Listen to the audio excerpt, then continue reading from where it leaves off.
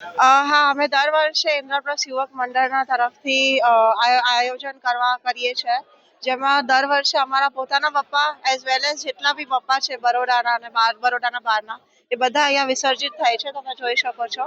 અને નવી નવી એક્ટિવિટીઝ કરીએ છીએ અમે. ઇન્દ્રપ્રસ્થ યુવક મંડળનું રસોડું પણ છે અમારું, જેમાં બધા જે બી ભક્તજનો છે એ જે બી દાન કરે છે અમારા ત્યાં, એના થ્રુ અમે જમાડીએ પણ છે બધાને.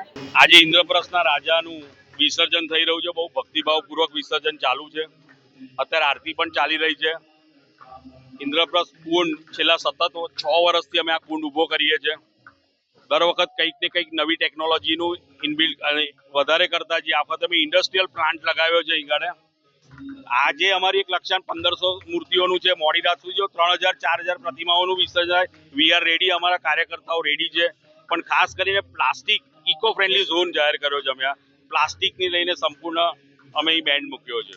ઇન્દ્રપ્રસ્થ યુવક મંડળ વતી હું બાપાને વિનંતી કરું કે દરેકને સુખ સમૃદ્ધિ આપે, આ દેશમાં કોઈ તકલીફ ના આવે, વડોદરાને કોઈ તકલીફ ના પડે, એવો આજના દિવસે હું ગણપતિ દાદાને પ્રાર્થના કરું.